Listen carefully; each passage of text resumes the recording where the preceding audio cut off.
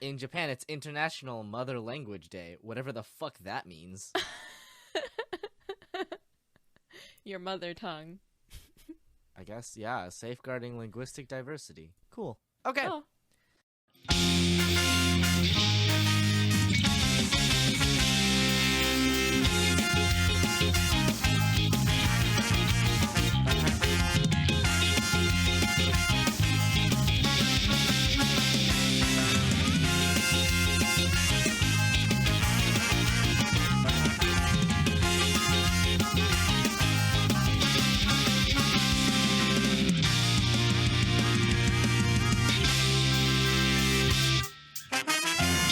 Hello, everyone, and welcome to the Atcast, a podcast for the study of modern visual culture. I'm your wealthy runaway daughter, Soup. And I'm your refugee from Earth, Renu. This week, AT stands for Acoustic Trade because we'll be talking about Carole Tuesday. But before we get into that, what have you been up to? I'm surviving the cold. It's Oh cold God, are you again. sick? Oh no. Oh no, I'm not sick. It's just been like the weather. Yeah, the weather has been like 1 week warm, 1 week cold, and it's just been switching off. And so next week it'll be warm, but this week it's cold. That sounds pretty unfortunate. It's pretty horrible, you know. Just when you get used to it being nice, it's terrible again. Yeah, fair enough. Yeah, No, it's thankfully, weird when it's cold in Texas, isn't it? Yeah, it's been a cold winter. I don't know what's been happening, but it's been cold all over the country. So, I know what's happening.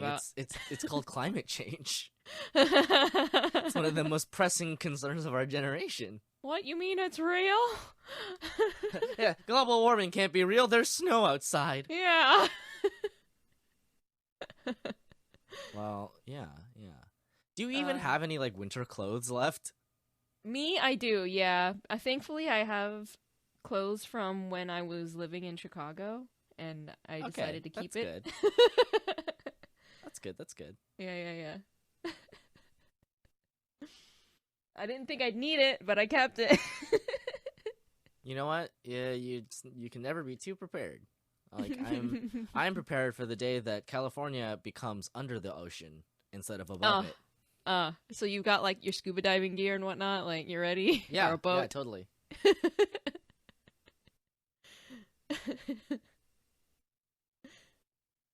Cool. Anything else?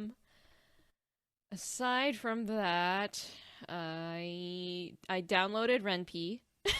Oh, so nice, that I can start learning it. That's funny. Oh, I was actually gonna I was gonna ask you like did you want to do it together or like? You know, I don't know. It depends on how much time either of us has, but it would be nice if one of us learned RenP. Well, because like my plan was I was just gonna learn it. Oh, that's because, good. Like, I would just bother you for all the art assets and then put it together. Yeah. But we could both learn it, I suppose. Either way, I figure it'd be useful to learn because visual novels will be a thing, and they won't stop being thing for a while. Yeah, I wanted to learn at least one of the like visual novel programs for a while, like either RenP or I think like Ink is one of them. Mm-hmm. Yeah, I mean, technically, I'm in that weird state where like I have a lot of free time, but like I don't. Mm-hmm. Where I have a lot of free time that I could be spending doing literally anything, but I'll just feel bad if it's not like applying for a job, you know? Right. So that kind of sucks. I hate that. I mean, would it be possible for you to just kind of balance your time then between applying for a job and doing other things that you might enjoy more? Well, the problem is I'm already balanced between like I like live on that sort of like knife's edge scheduling. Yes. Yes, I do. Yeah, I think adding more stuff to that is not necessarily an amazing idea. No, it's not, but I do think you don't need to quite guilt yourself so badly considering, you know, you do a lot with your time. I know, but like none of it is full-time employment, so I'm still a failure in my parents' eyes. No. this Otosan is okay with you hanging out for a while. Well, that's good. Yeah. Have you been up to anything? I have. Yeah, I've been up to. I mean, I was just talking about how I feel bad about like not doing stuff, but I literally just took a vacation. Yeah. But yeah, I don't know. I went to go see the Sonic movie. That's obviously like a kind of a noteworthy thing that people are talking about. Oh yeah. Yeah, I mean, it's one of those things where it's like, oh, cool, yeah, great, the Sonic movie. It honestly, and like, I made a joke tweet about this on my Twitter account, so I'm like sort of legally and morally obligated not to say anything more about it, on that front. But I can talk about my feelings about it here. It was not a bad movie. Oh. In fact, it was actually pretty okay. Like, it wasn't an amazing movie. It was not a great movie, but like overall, it was a good movie. Like, if I picked this movie up for like children, I would be satisfied with that. Like, this is the kind of movie that I wish video game movies were like when I was like growing up, when I was like 10 or whatever. Mm-hmm. Like, if I was like an 11 or 10-year-old, I'd be like super into it, because it's not that good of a movie, TBQH, but like it's kind of like, it's cute and it's campy, and it isn't really pretending to be anything other than like, this is a Sonic movie. Like, it reminds me a lot of the live action like Looney Tunes movies, all of those that came out. Especially the one with like Brendan Fraser. Yeah. That movie, not amazing, but like I hold it very like dearly in my heart, because, you know, I watched it a lot when I was growing up. Yeah. So yeah, I just categorize it like that, or like Space Jam or whatever. You know, it's like, this isn't actually that good of a movie necessarily. But it's a nostalgic one, and I think that it definitely has a place for being like that. For a new generation of kids who didn't necessarily grow up with Sonic games. That being said, everything else about the movie is like, it's really kind of, I'm conflicted about the whole experience, because it's not a bad movie, and Jim Carrey plays, you know, Dr. Robotnik, Mr. Eggman, and he does an amazing job, actually. Like, he's cast like perfectly. Right. Like, he's so weird and so unlikable in like exactly the perfect ways. And it seemed like the perfect role for him. Yeah, like it really is. Now the only problem is that, like, you know, the whole debacle surrounding, like, well, okay, so they crunched the artists really hard so that they could redo the entire CG of the movie, all of it. As a result, it looks pretty good, and then they fired all of the animators like right before Christmas, which is that's, come on, guys, like, really? Well, so first of all, it started with, you know, the whole outrage about Sonic's design, and then it followed that the director, I believe, tweeted out that they would fix the design, take, you know, an extension on the release date, and they would not crunch the artists, essentially. Yeah, because everyone was they worried did about all their of those well-being. fucking things and then fired them. Yeah, exactly. Though I think the whole studio dissolving was something that was being led up to anyway. According to, you know, rumor or whatever, like, who actually knows. But that, you know, it had been apparently mismanaged for a while, and so this was like the big kicker kind of thing. But who knows? Either way, it's really crappy, and animators from either movie industry, game industry, whatever, they always get the shaft. Yeah, CG animators right now especially get the shaft, because like, and this is actually a large part of why there's so much more CG nowadays. You know, even beyond the fact that, you know, it is a lot better now than it used to be. Yeah. But the reason that you see a lot more CG than practical effects, because, you know, practical effects are still good. They still hold up. Like, you watch Jurassic Park, or, you know, John Carpenter's The Thing, which we watched quite recently. Yeah. Or like recently with like the Mandalorian and the Baby Yoda puppet. There was a whole thing about that. Very expensive puppet. Looks very good though. Like the thing about it is that when it comes down to it, like economically, and this sucks, CG animators don't have any protections whatsoever, whereas people who work on set they all have unions basically. Yep. Like everything is unionized except for animators. Mm-hmm. And as a result of that, they just get crunched, shafted, and then thrown out. It's just like the games industry. Yeah. That being said, we did see Kickstarter workers unionize. They actually went through and did that. I don't remember if I cut that part out of the podcast. I feel like I might have kept it in of that episode. But yeah, that's like a thing that actually like went through and they kind of decided on. Oh, good. So that's cool. Mm-hmm. Very cool. Yeah, where's the animators union? I mean, voice actors do they have a union, or I know there was talk about them unionizing a while back. Yeah, I don't know. It's like writers and voice actors have this kind of thing as well, and I'm not 100% sure where that ever went to. I know Kickstarter is the first tech company to ever have a union, which is important. Mm-hmm. I just don't know what the status on like any of the other stuff is. Yeah, I definitely think creative positions really, really, really need a union because for sure. We are already undervalued by the rest of society, let alone the people who employ us. So, oh yeah, yeah. Ugh.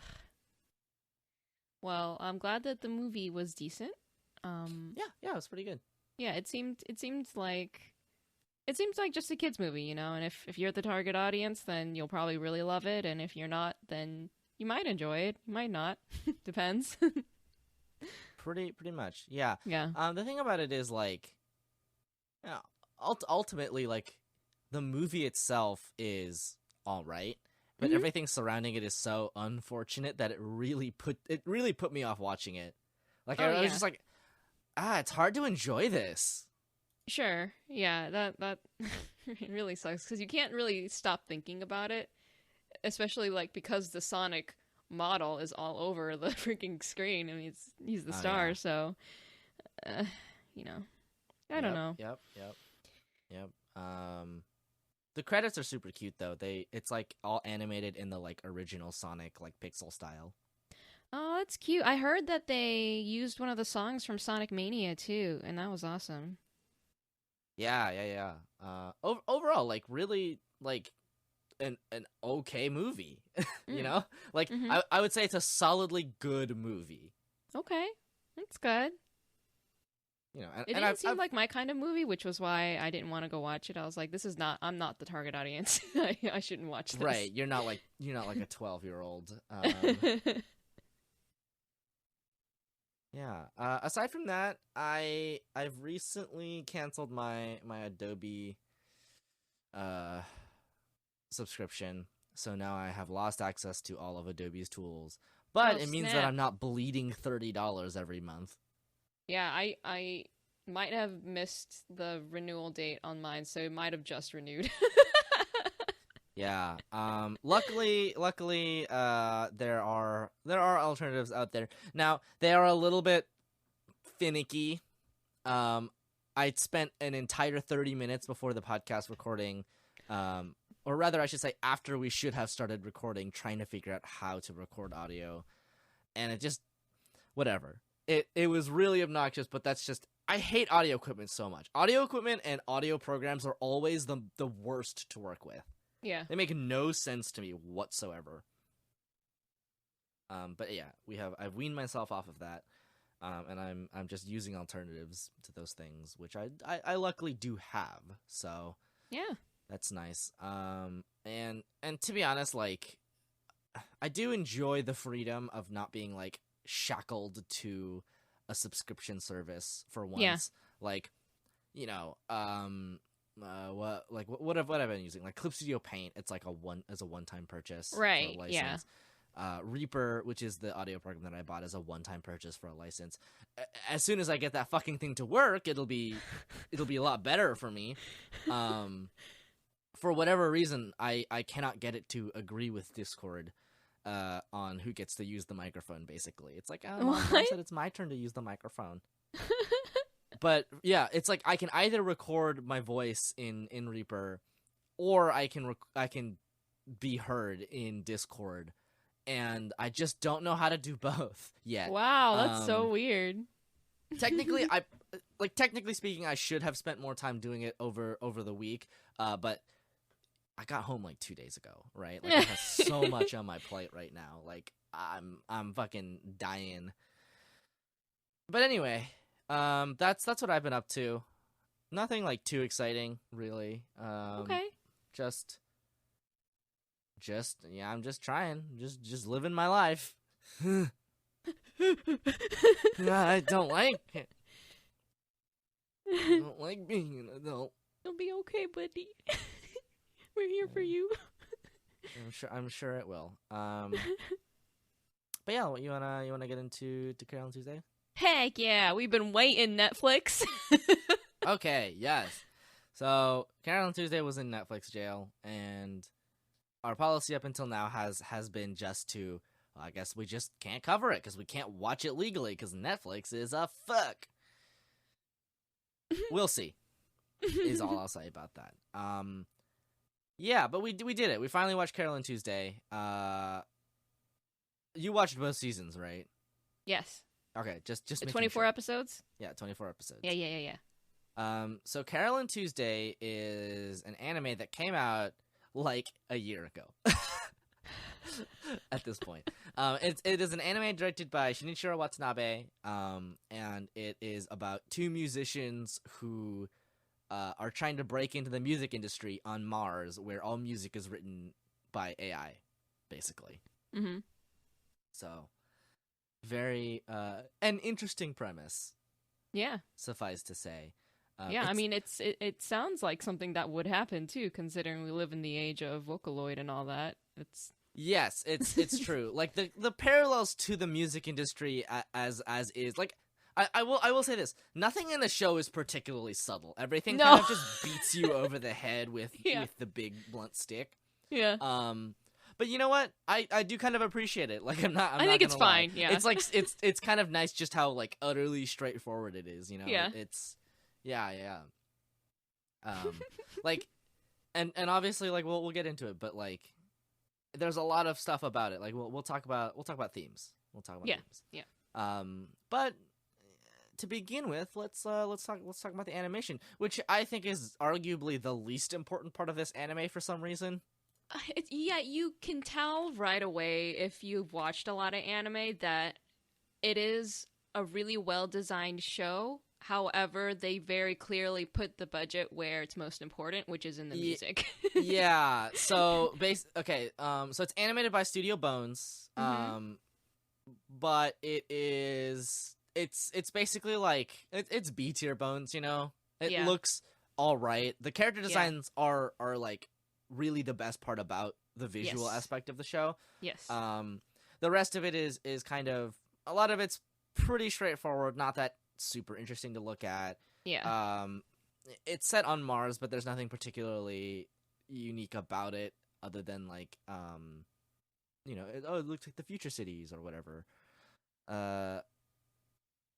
Yeah. I will say, like, the animation is definitely not the strong suit of this anime. No, it's serviceable. Yes, it's serviceable, and I do like that they had went with Studio Bones for this, because Studio Bones, at the very least, is experimental with their style. So you can see it a lot in their intros and outros. They're drawn in wildly different styles, and it suits the anime. It suits the story to me, because it's about music and different types of music. So yeah.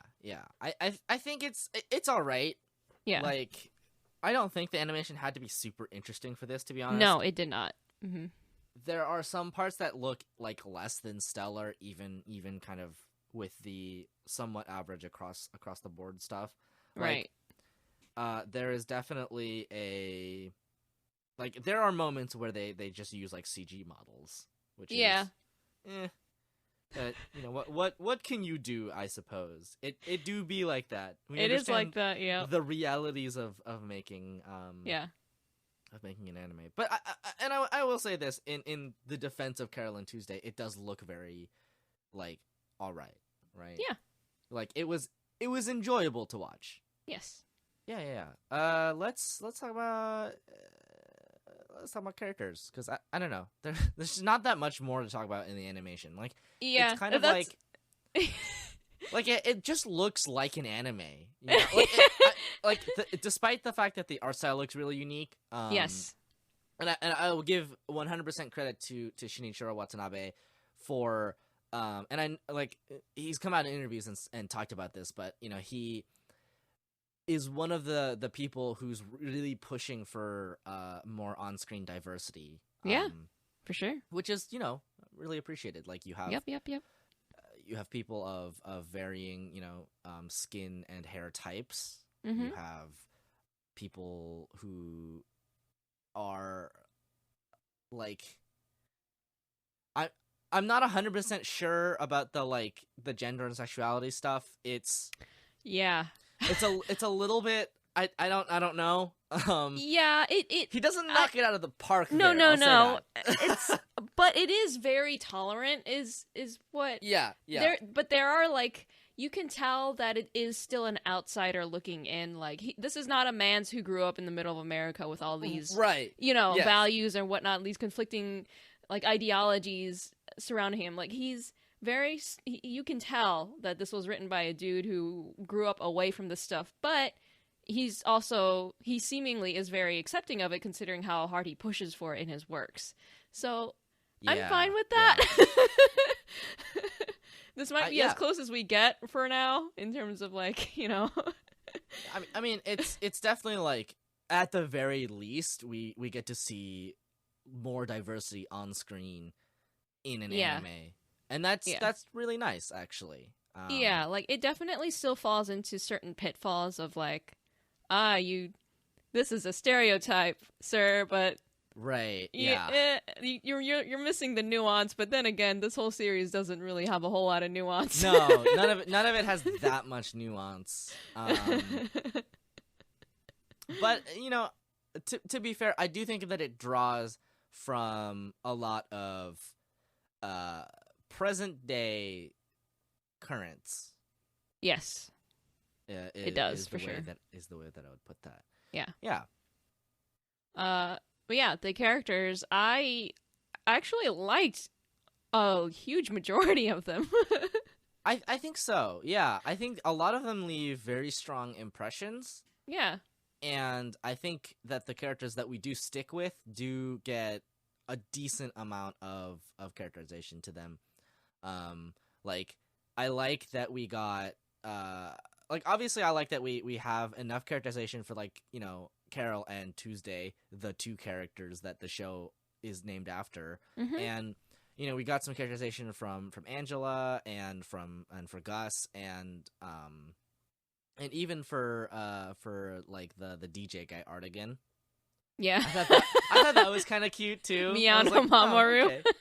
Yeah, right. It's like, who am I? Artigan. Fire. Fire. Yeah. I think overall it does like service to its characters. Like, none of them are like super played off for laughs, even when they're being a little ridiculous. Like, you know that Artigan is like ridiculous, and you know that he's kind of a jerk a lot of the times, but even then, like, when he goes through some hardships and eventually kind of like refines what he's passionate about, you're just like, yeah, good for you.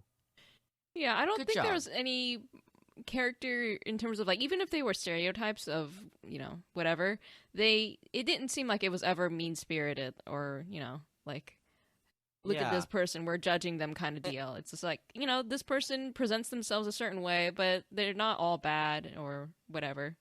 and listen, I will say this though, there are some parts of the characterization that I think were underdeveloped for at the very least, like, they should have been developed more, right?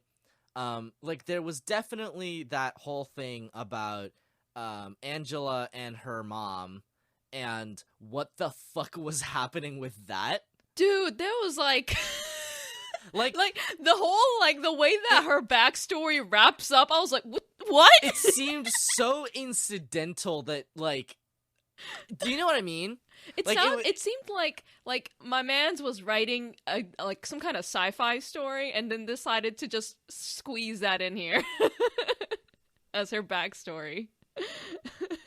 Yeah, like, the thing is, they did eventually explain, but they kind of just explained it to us, and we have really, like, very little idea about what any of that was. Like, okay, it's like an Astro Boy level backstory, and then right, they just like, explain it, and then that's it.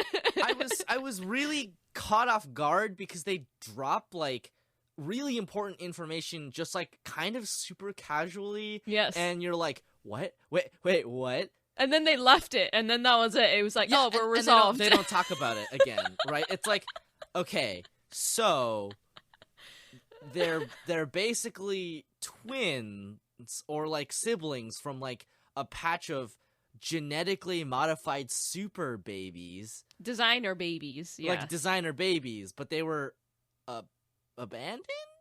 And I just, like, I don't know. I think because I think they were abandoned because the professor or the doctor who created them got arrested. Yeah, I think it was something like that. Like, yeah. The thing about it is that I think maybe you have to suspend your disbelief because it's like, okay, cool, it's Mars, we got that CRISPR stuff, like, we are genetically modifying babies now, then that's just a thing that we do. Like, it's just a part of the setting. And, like, I do have appreciation for having elements of a setting that are not necessarily explained, that they're just kind of assumed. But this was, like, I don't know. This felt like it should have been more important. Do you know what I mean? Like, yeah, no, I know exactly what you mean because they didn't give it its due diligence in terms of actually exploring and leading up to it, right? They didn't have the right setup for it in terms of, like, the whole narrative with Angela and her mom was that her mom probably very likely abused Angela growing up. And Angela, since then, has been trying very hard to live up to her mom's expectations, and her mom has, like, towards the end was, like, relapsing into being abusive again, and then got hospitalized and whatever, and I thought that was going to be the whole resolution of that relationship, but then they tack on at the end that, oh, by the way, your mom wasn't actually your mom, you're a designer baby, and the person who made you got arrested, and also you're not alone in this world because I was a designer baby too, okay, bye. And then he hecks off.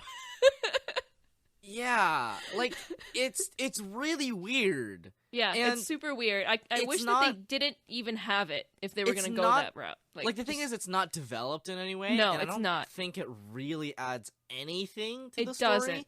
It adds absolutely nothing. And honestly, it kind of even detracts from what relationship existed between Angela and her mom. Right, exactly. It's interesting to me that they didn't decide to explore that. They just decided, whatever. I mean, they so thoroughly explored the relationship that they already had between Angela and her mom that's enough. Right. You don't need to add more. There was already a lot of tension around there, and then, like, there was this current of, like, you know, you have to win a Mars Grammy. You have to win a Mars Grammy. That, you know, doesn't really get touched on. Like, it kind of is present throughout the story, but it doesn't really get addressed, which is interesting.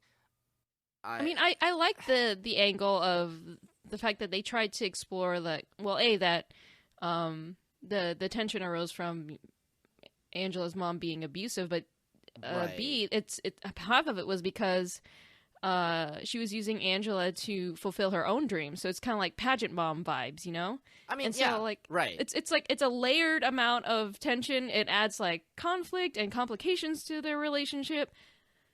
That's all. That's all. That's all you need. None of the interesting stuff actually got explored. Yeah. Whereas they just introduced a bunch of more stuff that I don't really care about, actually. Right. And I don't know. Like, I think there are a lot of good elements to the characterization, and you can see some of the better stuff in the characterization, even in the family dynamics of the titular characters, right? Of Carole and her, absent parents, like they just weren't there. She was left in an orphanage, and her dad comes back, but just doesn't say anything, but they both know. Like, that's a really good way of doing that. Of being like, because even though it's like, oh yeah, that's obviously Carole, that's Carole's dad, right? Yeah. But they don't ever talk about it, because it doesn't, it's not that's not a way that it should be resolved, according to the tone of the show. And I think that it was at the very least very consistent in that. And I think it was done really well. I think it was done very tastefully. I think they did it in a way where it kind of reminds me of Tokyo Godfathers, where it's like you know where it's gonna lead, but you don't necessarily need to see how they resolve it. Right. You just... But the thing that's good to me about that, though, is because it also taps into the sort of broader political themes of the show, right? Yeah. There's that whole current of, her dad is like an Earth refugee, and he has to go back to Earth, and and that is a very real kind of situation for a lot of parents who are separated from their children. America. Whoa. Oh, it must be. You're the one with the cold. Yeah. But yeah, I think that was done pretty well. Carole's sort of very uneasy relationship with her family, or not Carole. Tuesday's very uncomfortable relationship with her family is done pretty well as well. She's just like, hey, Mom, I'm going to leave because you don't support my dreams, because you just want me to be a politician, and also you're becoming a fascist so you can be president, which is weird. Yeah. There's I think those dynamics are written better, even though Tuesday doesn't have a ton of really, and this is kind of weird, Carole's sort of relationship with her mom isn't actually explored that much, but it is explored through her brother, which I think is fine. You mean Tuesday's relationship with her mom? Yes, Tuesday's. Do I keep saying Carole? I don't know. Yeah. Why is Carole the only name that comes to mind? Because Tuesday doesn't register as a name to me. That's why. Oh, man. Ah, Jesus Christ. My brain is so addled. But yeah. I would say overall the characters are decent enough. The main character is definitely stronger than the rest of them. There's a little bit of weird stuff. Overall, it feels to me like it's trying a lot of different things. Yes. And it's not necessarily succeeding at all of them. Right. But I mean, it's admirable that they tried to do it. Yeah.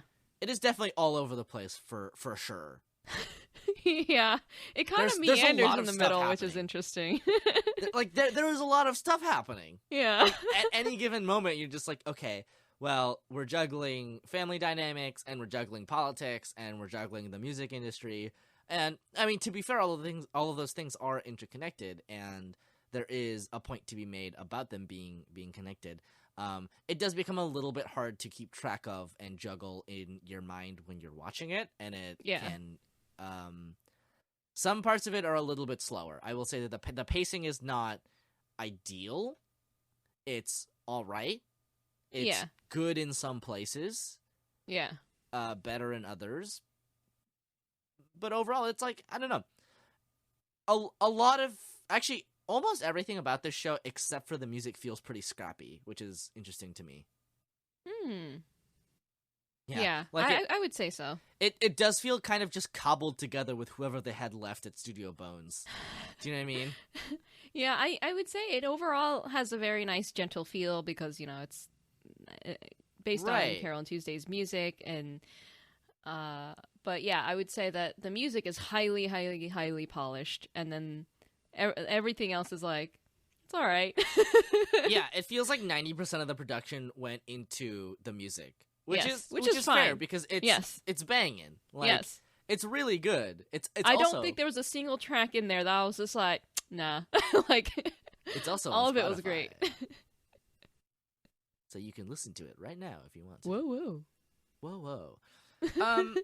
Yeah, I mean, let's talk about music then. Yeah. Since we're here, it's really good.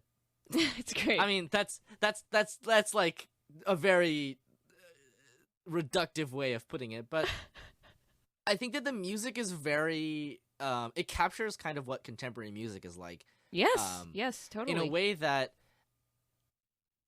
certain other anime, looking at you, Dr. Stone, don't really understand.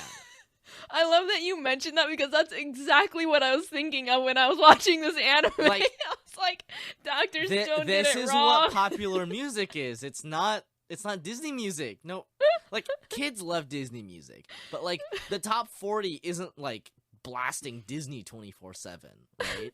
It's yeah, like, and I love it because you can kind of hear the like obviously the influences of like current popular music trends.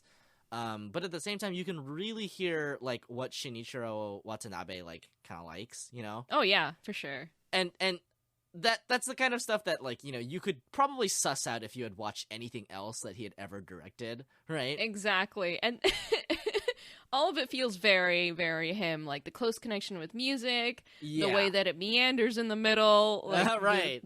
The great characterization, like all of it is very him. Like the chaotic vibes, very him too. Yes. But yeah, like the music is really good. They hired. Honestly, I have no idea who they got to do like all of the music. But like they did a great job with it. Like, you know, they hired people who could sing in English for one. Which isn't to say that's not what Dr. Stone did, because they did. They just happened to pick a really weird genre. Yeah. But like all of the music sounds very, and this is interesting because it's like, obviously Carole Tuesday is this allegory for America, right? Like it's not even a little bit subtle. Like, not even a little bit. It's like, okay, so you have this planet that really doesn't have countries because it's in the future, which is fair. It is entirely populated by immigrants, and they've decided to set up a system where they block immigrants from like, you know, like, it's so not subtle. It like hurts my brain a little bit. But I mean, you know, sometimes you just need the blunt force metaphor. I appreciate it, I suppose. But yeah, you have this, and it's like it's just such a 1-to-1. It's like not even funny. Yeah. The music industry in America is like a whole thing, right? Yeah. And the parallels that it makes, because, you know, the culture of Mars in this show is the culture of America right now. The music sounds like contemporary American music, you know? Mm-hmm. It's like a little R&B, a little hip-hoppy. Mm-hmm. There's, you know, whatever the people doing the singing are doing. You know, it sounds very like, okay, this is like Adele or, you know. I love that when I first saw Artigun's logo, I was like, that says Pitbull, and like if you read it a certain way, it says Pitbull. I was like, right. Oh my god. Yeah, I don't remember if they ever like said anything about his if he had a title like Mr. Worldwide or something. But I was definitely like, this guy's definitely Pitbull. Like, yeah, they're not subtle about the comparisons, and I think that's just fine. That's no, not at all. And I do think it's interesting because a lot of the people on screen tend to be you know, aside from some Artigan and what was that country singer that shows up like very briefly? Oh god, they only show him for the one episode. I love that dude. He's great. I love him. And his name is really good. I don't remember what it is. I just know it's really, really good. Oh my god, I don't remember. It's like, it was like something like Cowboy Johnson or something. I don't know. Like it's really it's very funny. But like a lot of them are ostensibly like people of color, right? And like women of color, and that is something that is actually represented in our current music industry. There's a lot of obviously very talented women of color who are artists, but they are like like it is like it's kind of mind-boggling to me though, because like the sort of Shinichiro Watanabe, I will say, reflects our current state of entertainment very well. Yeah. I think he's sort of captured the essence of it, right? Mm-hmm. You have 90% of music, 90% of popular music is made by AI, right? It's written by AI, and that's really reflective of how a lot of music is essentially written by like weird shadow councils, right? And obviously a musician's styling has a big effect on the kind of music that they write. But a lot of popular music is just like Joe Schmo, the Music Man, and his team of 6 people, and they like just get consulted for everything, right? Like a lot of popular music is like that. And so there is this concern about at what point does an artist's music stop being uniquely theirs and start being something that is manufactured for consumption, right? Yeah. There is obviously music that is different. Like there's musicians that want to keep like as much of their personality in the music as possible, represented by people like Carole Tuesday. There's people with like really weird music, like that space girl who's basically like Willow Smith. Oh, GGK? Yeah, GGK. I love her. I love her, and I love the fact that she teamed up with the like streamer Piotr. boy at the end. Yeah. Like that would be like if today, like at this very moment, Willow Smith and Ninja decided they wanted to collaborate on music together, right? It's just like it so is, dude. And they get the like the range. Like I tell you what, they have the range, Show me who else has the range, right? Yo, I would listen to them together, man. Yeah, but like Angela is like super motivated to be at kind of this like break into this industry and do very well in it. But at the end of the day, she's relying on AI. She's not writing the songs; she's just singing them. And moreover, like she's not even really like learning to sing them as much as she's just learning how the AI sings them. Right. And then she has to stretch her voice to kind of adapt to that. And I mean, there is a very like because like there's the surface level of it's written by AI, it doesn't have that human touch, but like the literally the right below the surface metaphor level is like, oh, okay, it's about like how much control does an artist have over music, and at what point does the music they write become not their music and just become a product. And then you have artists like I don't remember his name, but the rapper boy who like made the Fuck America, the Fuck Mars one, right? Like he's basically just Childish Gambino. Like that song is just This Is America. Yeah. And I do think it's interesting because it has something to say about the way that entertainment has a responsibility to the people, really, like to their audiences, about, I don't know, being like socially engaged or whatever, you know what I mean? Like there seems to be a current of Shinichiro Watanabe himself kind of, and obviously this is only what we can extrapolate from watching it, but like, what is the responsibility of media in turbulent times? Can entertainment be used for something else? Like, can it unite people? Can it inspire them to take action against, you know, like stuff that is not just, right? Right. Yeah, there's definitely a level of that in there somewhere. How well executed it is, I don't know. I would say it's okay. You know, it's fine. Like, yeah, the ending of it is, and you know what the ending of it is going to be from the beginning, because they have that little prelude before every episode. It's like, it was the miracle, the 7-minute miracle. But they have, like, right at the end, it's basically just like, okay, we're all gonna come together and kumbaya.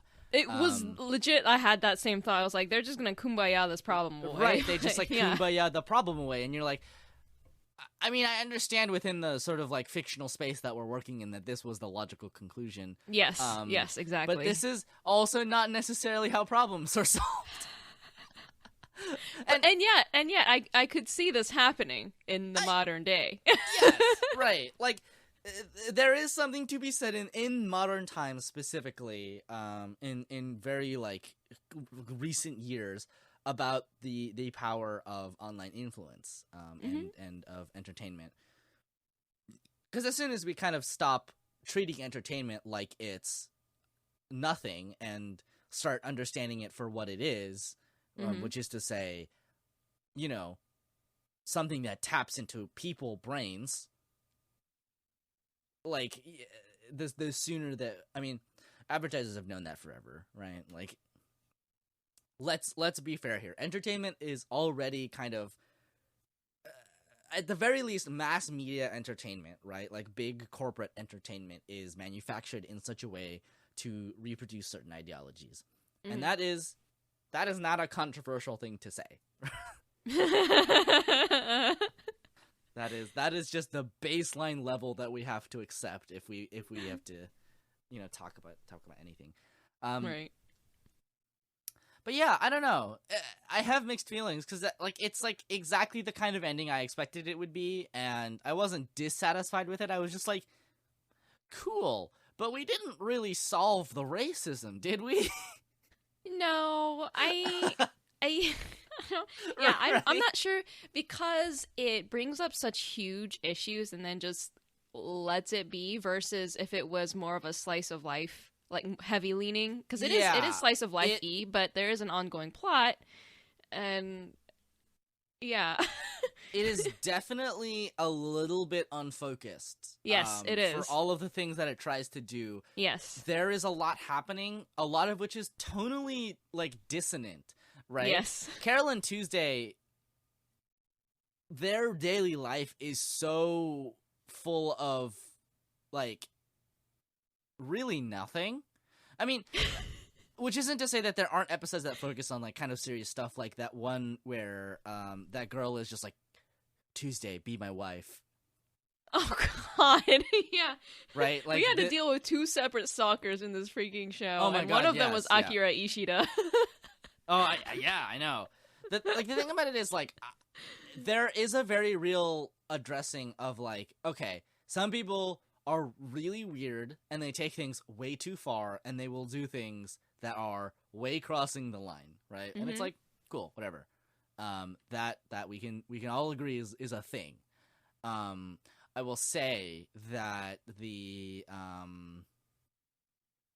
like, I thought it was interesting, but I thought that plot line was a lot stronger in the first arc and not the second one. Yeah. Because at that point, it felt like it was just repeating all over again, except in a much larger degree. And I was like, I don't. Why is this relevant? I'm like, yeah, right. The thing is, like, when it comes back up again with Angela, I'm not really sure why it's there. I at least understand why it's there in the first 12 episodes with God, I don't remember her name. It was so long ago. I watched this fucking thing over Christmas. Sybil? Yeah, Sybil. And Tuesday, where it's like, okay, you have somebody who, like, admires this person, and it's essentially addressing, like, people who cross boundaries because they don't have respect for a famous or a pseudo famous person's boundaries, because they are perceived as a public figure, right? Yeah, and I liked that Tuesday didn't really know how to deal with it in terms of like because she's so new to fame, so she doesn't know. Yeah, it was like actually dealing with like how it is to be famous, and like same thing with like Carole and the people who are just like, I'm your parents. Right? Yeah. I thought all of that was a lot stronger. I think that the second half of it, I think, just falls a little flat to me, actually, now that I think about it. Like, none of what came up in the second half of the show really hit as well as the first half did, I think. Overall. Yeah. I don't know if it was in the first or the second half, but I did really like a couple of episodes, which was I think my favorite one was probably the Flora episode. Really? Yeah, I really I don't know, I got really emotional over it. I was like, oh, Flora. And then she came back at the end, and I was like, Flora. Yes. Yeah, I think the Flora thing was probably the strongest thing. Yeah, well, yeah, and again, I don't even remember if it was in the first or the second half, but I do, by and large, agree that the second half wasn't as riveting, even though the plot was supposed to be ramping up at that point. Right, yeah. It didn't, like, the investment just didn't feel as strong as when we were getting to know the characters, and they were, I think so like, too. Rising to stardom, yeah. Yeah. Well, I mean, in a lot of ways, it's because the focus leaves Carole and Tuesday and is a lot more about everything else that's happening. It's just kind of like tying up everything else that's happening and like introducing a lot of other stuff. Right. But obviously, we talked about that thing where it's just like a lot of season 2 was dedicated to Angela and her sort of mishmash of weird introduced plot lines. Most of which didn't really matter that much. Like, I like how they tried to make her relationship with her mom complicated. I don't necessarily agree with the way that they did it. But there was an attempt, and I think that the whole thing where Angela has to deal with the pressure of being famous, and she like basically just takes a shit ton of Xanax. Like, it's interesting, pretty dark and pretty real. They wanted to explore that, which I get, and they wanted to explore it on a more intimate level than they might have done with Flora, because you just kind of see her like, sitting in a room with empty bottles or whatever. And so, like, I get that, but at the same time, Angela was already famous as a model. So it didn't ring as like all the way home for me as it should have, even though like I know that it was a lot of things, like, she was like, first of all, her mom was in the hospital and all that. Like, I get that, and that, and yet it just felt very contrived. Like, there were quite a few contrivances in this show that kind of took me out of it, and I was like, yeah, I mean, it's a show though, it's for entertainment. I definitely agree. Okay, this is the real problem I have with the sort of Angela thing though, is at the end of the day, like, she was famous for like a year, right? Like, at most, right? Like, the time it took for her from her debut to her winning the Mars Grammy is like maybe 6 months at most, right? It's such a small amount of time, and that's not to say like you can't accumulate pressure in that, because like there was a lot of stuff happening, but also like it's just weird because they wanted to turn her into this like Amy Winehouse kind of figure where it's like, oh, she's doing lots of drugs, her voice is like really husky, she's like gonna give it one last performance, and like the amount of time that she spent in the industry is so, like, chronologically so small that it's just like, wow, like, she just went in and burned out immediately, right? Right, and it again, doesn't feel like a realistic cadence. Right, and she's been in the limelight, though, since she was young, because she's been modeling and acting or whatever, and so I don't know. I feel conflicted about her arc, too. Like, I like her character just fine. Like, I like that she's bratty and that she has such a fierce relationship with Tao, and he never gives her the attention that she wants, etc. Like, that's fine. And I just don't know how much I liked her plotline. Like, I didn't really care for it as much as I feel like I should have. And I think a lot of that had to do with how it was organized. I think so. I think so too. And the thing about Angela's plot lines is they're almost all recycled from other things that happened in the show. Like you mentioned the thing about Flora, right? Like, same diff, and then like the stalker, same diff, and then like her mom not being there, same diff, right? Like I don't know. It's weird because she's supposed to be this mirror character, but they did so much like paralleling that it just makes her like not feel like her own character, I guess. Like she obviously has a personality which is like immediately apparent, but she's not really developed in any meaningful way, I don't think. No, I definitely think she was more strongly written in the first half too. Because I think so too. Yeah, there was a little more mystery to character because especially during the talent show, you find out like, oh, she's not in it to like to win no matter the cost. She wants to win based on her own merit. You know, she doesn't approve of anyone hurting Carole and Tuesday for you know their own gains or whatever. Like that kind of stuff. It's like, oh, okay, like I like that. And then after that is when her character starts flatlining because it gets just sucked down this drama hole so that you can see her decline and take drugs and come back, I guess.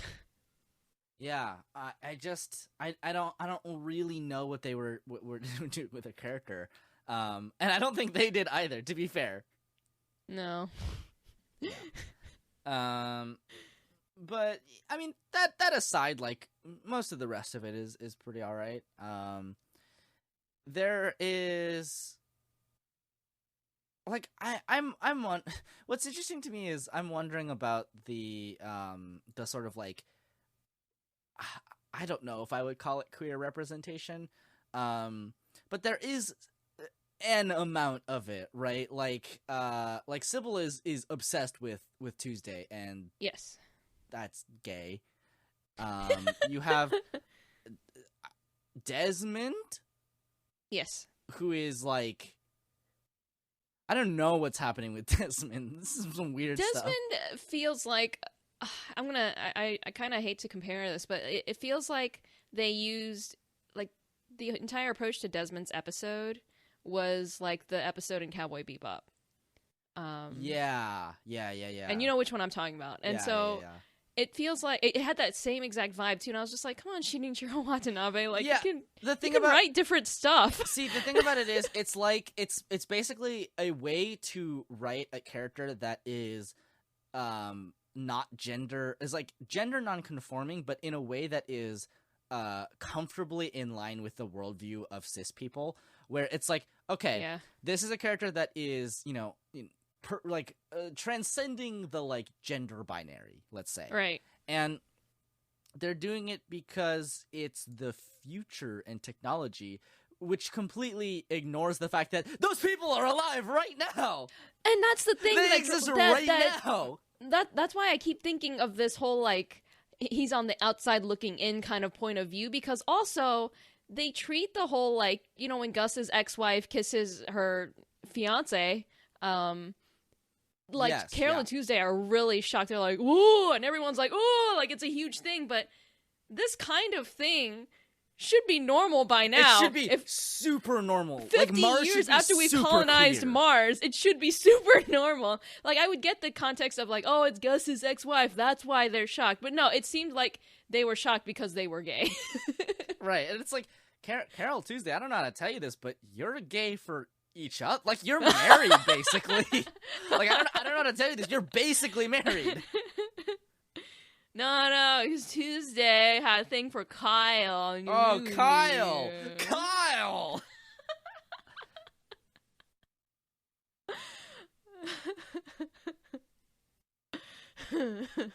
Literally, after that happened, Carole is like, "Here, babe, here's an umbrella." She literally is. Yeah, like,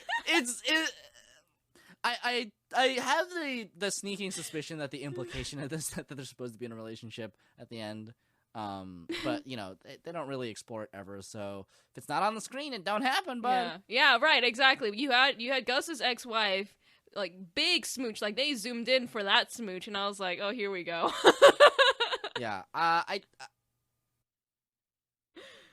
I thought that what's interesting is because I thought that the whole the time, like the way that they were going with Angela's story when they started hinting that her mom is not who she says she is or whatever, I thought that was gonna be like a trans thing where it's just like, oh, like this was my dad but now she's my mom, right? And I was ready. I was bracing myself. I was like, oh boy, oh boy, oh boy. And then it like went in such a weird direction. I was like, this is not what I was thinking at all, and I don't know if I like it better. Overall, the queer representation is barely there and a little messy, and it's a little messy. There was also the Mermaid Sisters. Do you remember them? Yes, I'm just remembering them now that you've brought it up, and I don't know. I liked their act. I like that they were like a barbershop right. Singers I like them that... hold on. I will. Okay, I like them in the abstract. I'll say that.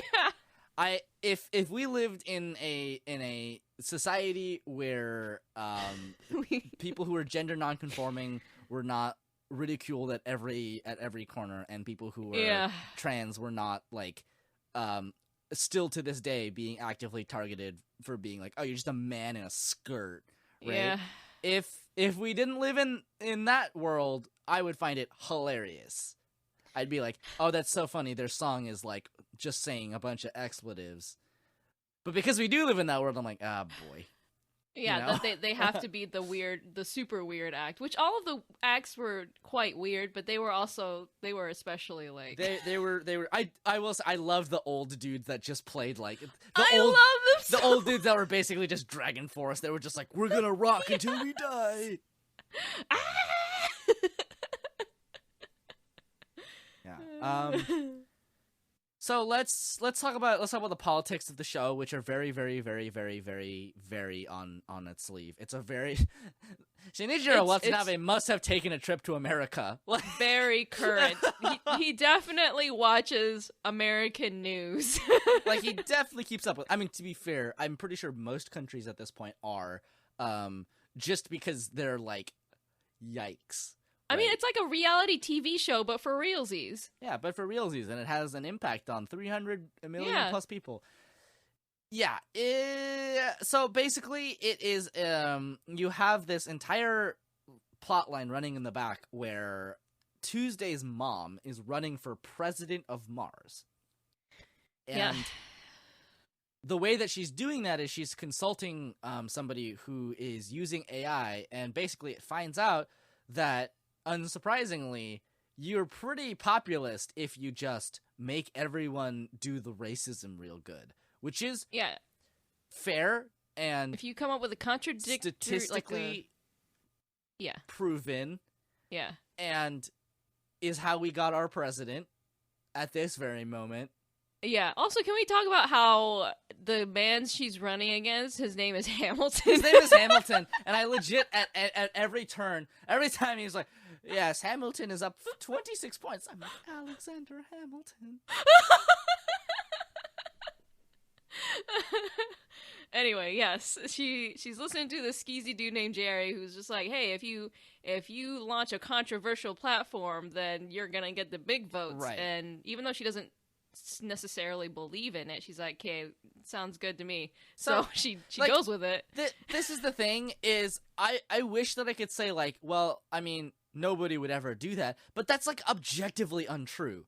People have done, people are still doing it. Pete Buttigieg is still in the race. He's still there. Why hasn't he left? Like, it's very not subtle, and it's almost like not subtle in a way that makes me a little upset at how not subtle it is. But like, again, sometimes you need the blunt force metaphor, because I don't think people would get it otherwise, to be perfectly honest. Yeah, and if it wasn't for the fact that like this is how it is right now. Right. Like, there is somebody who is trying to influence the election because they want to just be in power really badly. There is essentially a puppet president, or a president, like elect or whatever, who is running on a campaign that she does not believe in necessarily, although nothing really says that she doesn't believe in it. Other than the fact that at the end she's just like, nah, right? Yeah, well, her children are like, right, yo, we don't like, think that she's actually like this, and at the end turn she that does racism prove that, dial down. Yeah. And then you have, and then you have the like AI and the dude who's like really skeezy, and they're both being essentially funded by a corporation, and like all of that is yes, like that's just America. Like, that's literally how it works, and Childish Gambino. Right. And like, I don't know. It boggles my mind to me, though, because it's so, as much as it is like a realistic depiction of American politics, it blows my mind, because like I'm just watching this like, you literally don't believe in any of this. This is theoretically the opposite of what your platform should be. Why are you doing this? Because the AI says so. Like, why do you even trust this dude? Yeah.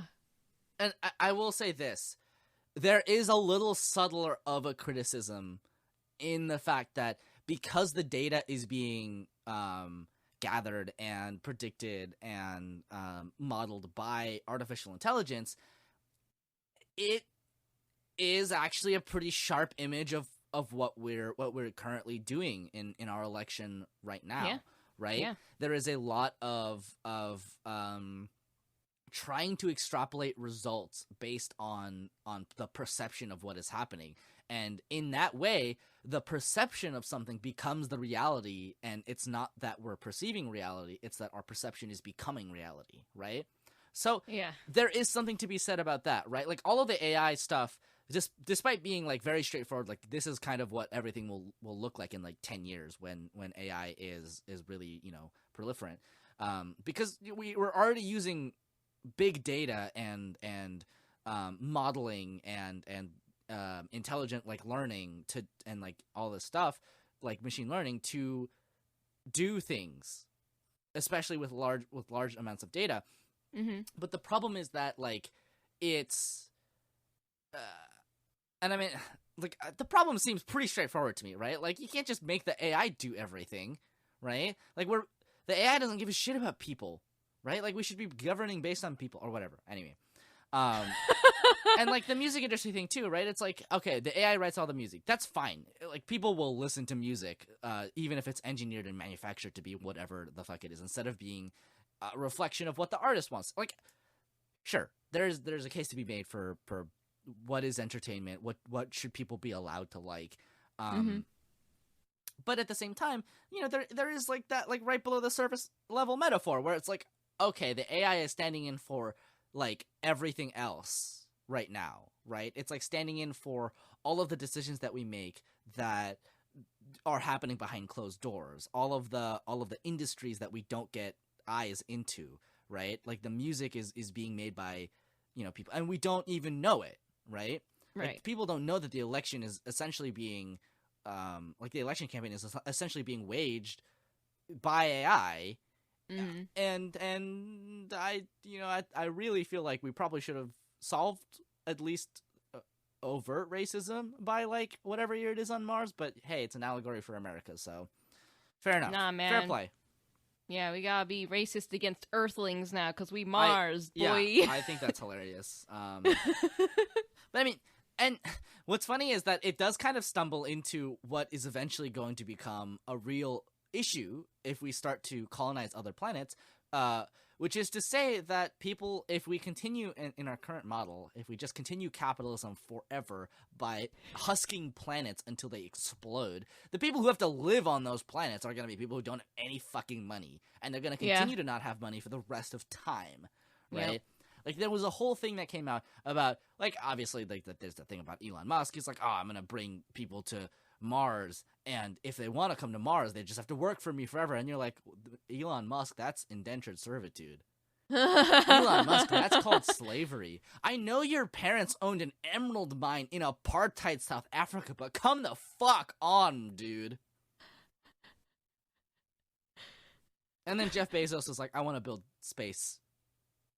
capitalism for space people. I want them to live in the space station and live on Amazon forever. Right? It's like, oh boy. Like, yeah, a lot of the people that come from Earth are, at the very least, the people that we see coming from Earth are working class. They're diverse. They're people of color. Like, you have people like Carole. You have people like the rapper boy that I really wish I could remember the name of. You have people like Gus. Ezekiel? I think you're right. Is his artist name? Yeah. Yeah, I get confused because he has two names. And Amr? Oh, yes, I think that was his name. Yeah. Yeah. So you have these people, and they're like clearly a stand-in for people that come from both inside of America who live in sort of disadvantaged areas, and people who are trying to immigrate into the country to have more opportunities, or because where they're coming from is dangerous. We don't know what the situation is like on Earth. We just know that people who come from Earth are immigrants and refugees. Yeah. Right?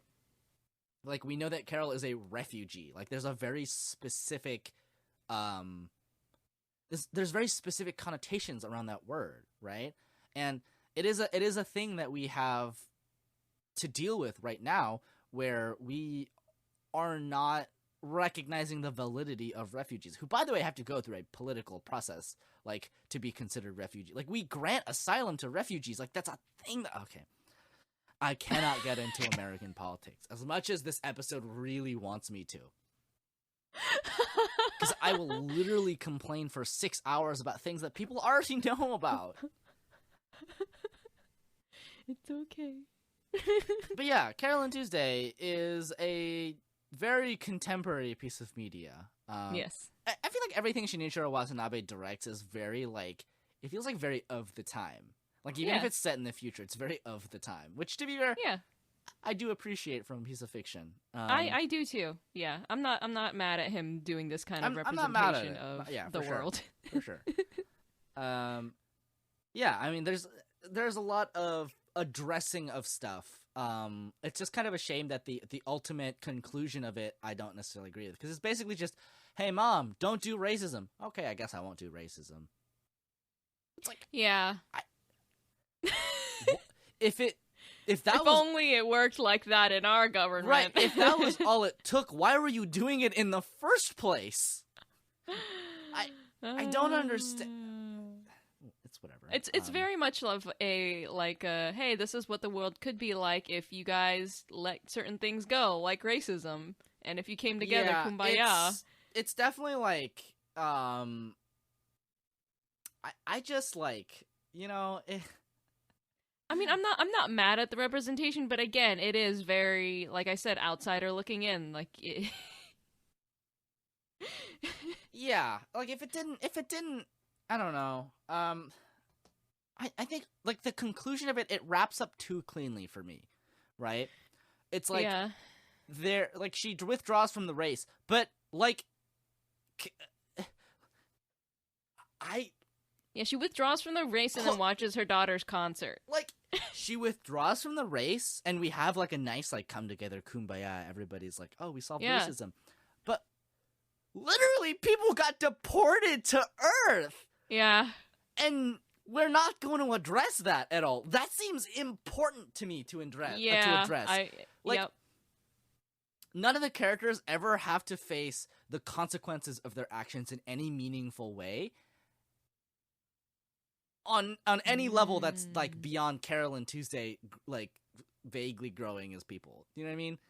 Like, there are small steps in like, Carole Tuesday, like, learning how to deal with becoming, like, public figures, right? And Carole kind of learning how to deal with her sort of, like, trauma of being, like, an orphaned refugee. And... you know, what does a family mean after that? But yeah, it feels very like the first half, which I feel like, you know, which we've agreed is the more compelling half, is a lot of Carole Tuesday instigating things because they're basically like, we gotta go for it, we gotta make our music, we gotta get big, you know, etc. And then the second half is a lot of the world politics being drawn into it. And so then it's a lot of them reacting to things. And so they become a lot less compelling as protagonists because it's just a lot of them like, oh my gosh, this bad thing is happening. Oh my gosh, Angela. Oh my gosh. Like, And so it switches that kind of tone. And I think that's why it just ends up being weaker overall. I think you're right. You tend to be more invested in protagonists that, you know, they initiate. They're the ones making things happen. So, yeah.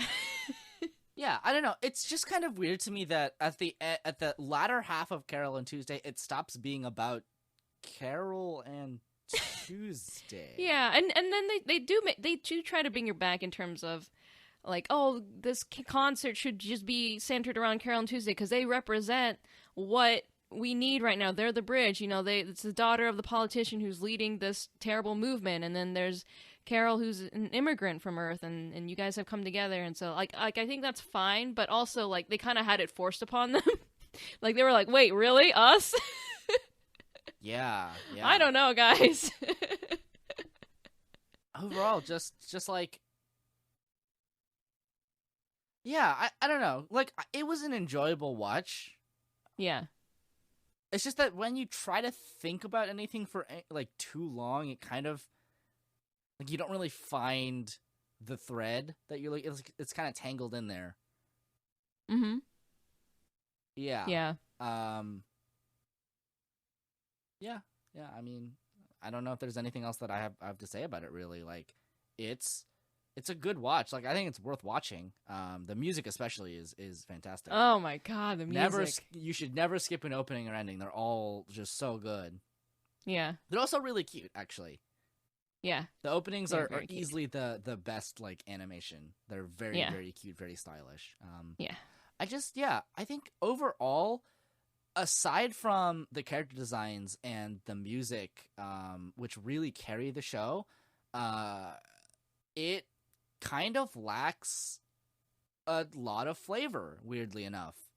Like there is a uniqueness that I was expecting from this show that does exist faintly, but not as much as I thought it would, I guess I would say. Yeah, I think it just needed to be more tightly tied together, and I don't know if it necessarily mean that they needed to cull down on the cast or whatever, but I think they definitely needed to cull down on all the plot threads. I think so. Focus there were on so a many thing. things happening. Yeah. Yeah. If you can have things branch from the main thing, but please just focus on a thing. If it was more tightly focused around Carole and Tuesday as characters, I think it would have been a lot more compelling. Which is why season 1 I think was a lot more compelling than the second half. Yeah. Right. Exactly. Because they were driving the plot, and I understand that, like, having music get wrapped up in world politics, like that's definitely a thing. Right. That's like a thing. Happens. And yet it made us care a lot less about Carole and Tuesday. Yeah.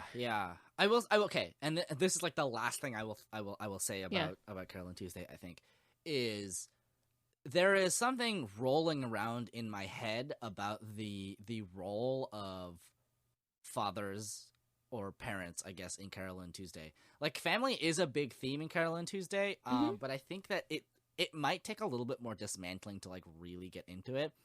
But I don't know what to say about it yet, because I haven't really put down my words really to it. There's just something interesting to me about, like, the different figures that their parents represent, right? You know, you have Tuesday's mother, who is like highly successful. She's self-motivated. She's very, like, she doesn't listen to her children, though, right? Right. She's very stubborn. And Angela's mom is the same, right? Where she doesn't really listen to her daughter and what she wants. She just kind of wants to live through her in the way that a beauty pageant mom does. And then you have, you know, Carole's parents, who are more or less entirely absent, but are kind of like the best parents, or the best parent we see through the show anyway. It's interesting because there is a shocking, like, absence of just, like, nice parenting in general, right? Like, I mean, yeah. like I would have liked to see like just an example like they did. I liked that the moment that Carole had with her landlord, because that was very like he was very cute, fatherly about it. And I was like, oh, so you've kind of been looking out for her this whole time while she's been here. Like, that's sweet.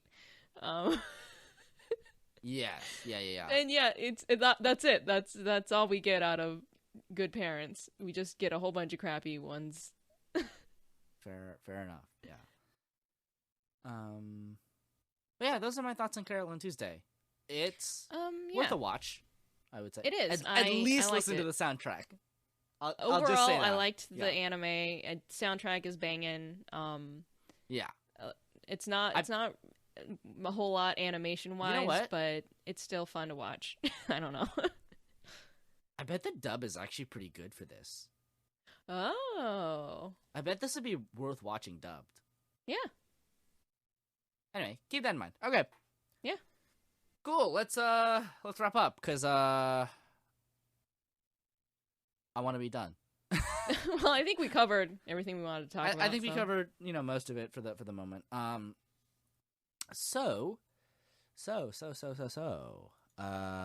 patrons that we are thanking this week are Frostfall, Cheru, Claire, Sean, Figure 4, and Magpie Mirror Test. Thanks, you guys. We're actually amazingly, because I canceled the Adobe subscription, we are amazingly almost breaking even every week on the podcast. Suck it, Adobe. as long as no other new anime site begins to exist, we'll be Gucci. My freaking god, don't say that. It's gonna happen. Yeah.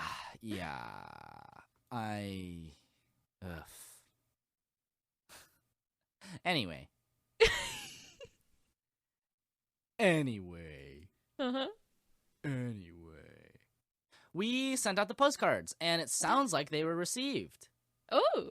Ooh. It sounds like they were received. Yay. At the very least, I've gotten reports that at least one of them has been received. Okay, good. Which is cool, because, we were very anxious about that whole situation. Yes. But I hope you enjoy them. They're super cool. I might post a picture on Twitter of what they look like. Yeah, that'd be fun. Renu did a super good job, and she sent me an extra one, so I might do that.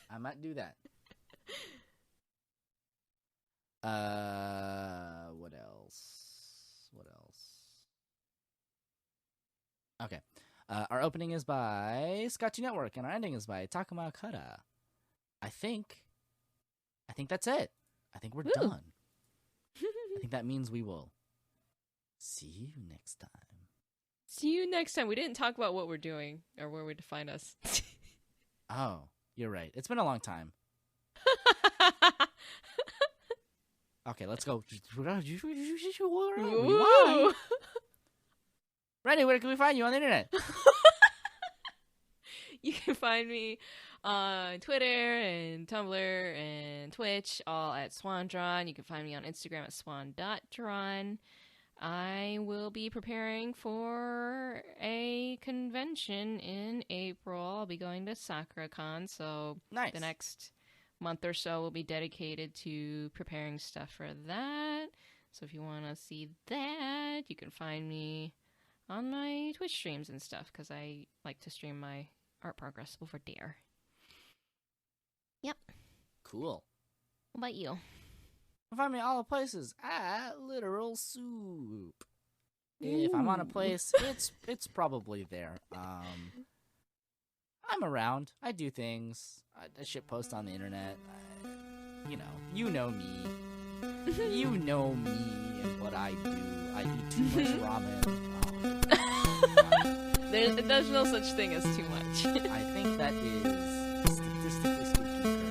Okay. Now, I guess see you next time.